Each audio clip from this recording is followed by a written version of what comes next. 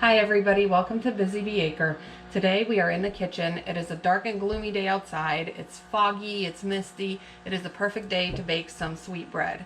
So we are going to be making butternut bread. It is one of my all-time favorite recipes. It's very easy and it can be made into a gluten-free version. The one I'm making today, I'm just using all-purpose flour, regular all-purpose flour.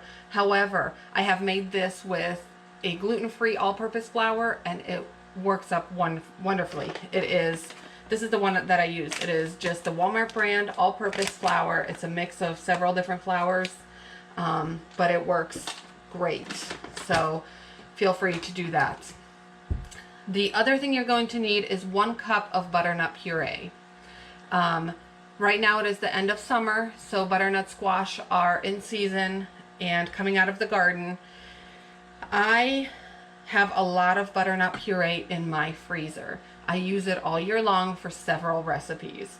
And it is just a butternut squash that I cut in half, scooped out the seeds, roasted in the oven until it was nice and tender and mushy, and then I pureed it in the food processor.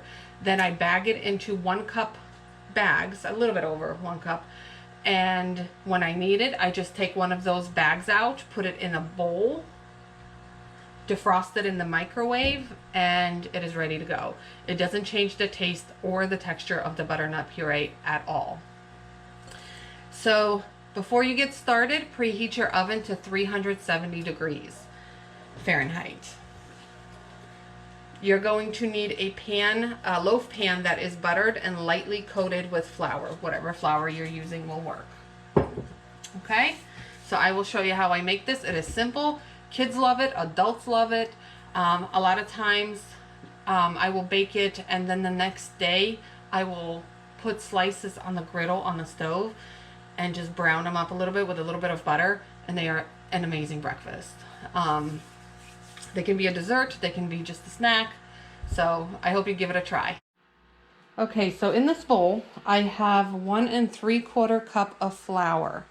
To that I'm going to add 1 teaspoon of baking powder, 1 teaspoon of baking soda, and 1/2 teaspoon of salt. And I've already combined all of those in here, so that's all going to go in there. Also to this, I'm going to add 2 teaspoons of cinnamon. Now you can add as much or as little as you like. I kind of make a heaping because I do like a lot of cinnamon in this recipe. And I'm also going to add a little bit of nutmeg. Now I only add a pinch because I'm not a huge fan of nutmeg, so I don't like it overpowering the bread. So that's all I put, but you can put as much nutmeg as you'd like. I'm going to give this a quick whisk just to combine everything.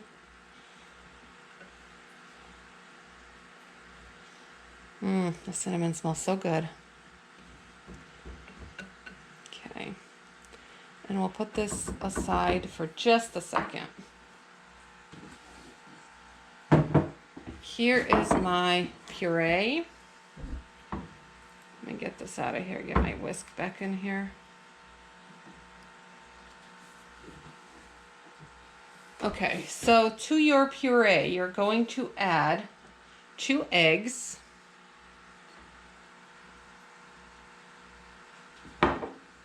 I have something in my puree.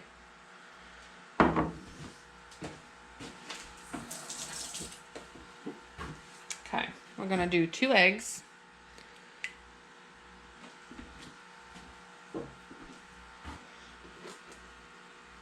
This is a 1/2 cup of granulated sugar. Now this does have a lot of sugar in it because we're also going to add a cup of brown sugar. And it doesn't matter if it's light or brown or dark brown sugar. Use what you have. And a 1/2 cup of oil. Now, it may seem like a lot of oil, but that's what's going to keep this bread nice and moist. You want to use an oil that is very light in flavor, like sunflower oil, which is what I'm using today, or canola oil, but you don't want to use anything that has a strong pungent flavor like olive oil. That's really not great for cooking. Okay. And to this, we're going to also add a teaspoon of vanilla. I normally don't measure my vanilla. I just kind of put maybe a little more in there. This recipe is very, very forgiving, and it's going to be delicious. And you're going to whisk this all up until it's all nice and combined. Okay, so now that this is all nice and combined, you're going to put it into the flour.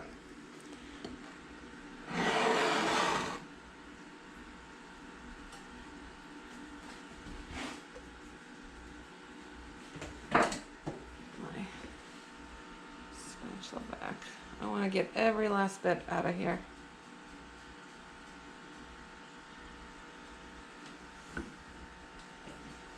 And combine all this until you have a nice bread dough. And just stir it in until all the flour is incorporated.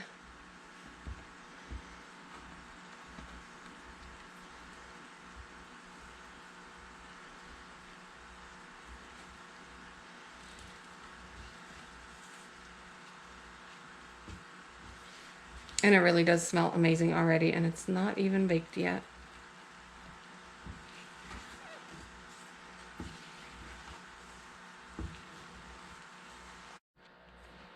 And now that it is all incorporated, go ahead and pour it into your loaf pan.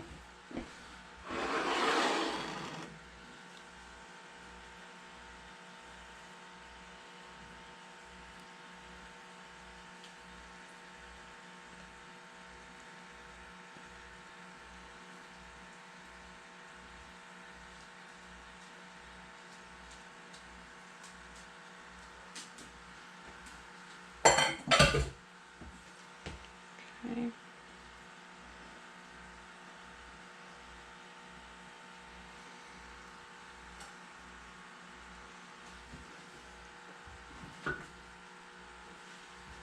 And you're going to bake this at the 370 for an hour. After an hour, go ahead and check with a toothpick. Make sure the toothpick comes out clean. If it needs a few more minutes, give it a few more minutes. And then let it cool in the pan for a little bit before you try to take it out. But it should nicely separate from the pan. Okay, and here is the finished product. Mine only took an hour to bake, and I did test it with a toothpick. I'm going to let it sit in this pan for just a few minutes, and then I will take it out on the cooling rack to finish cooling completely.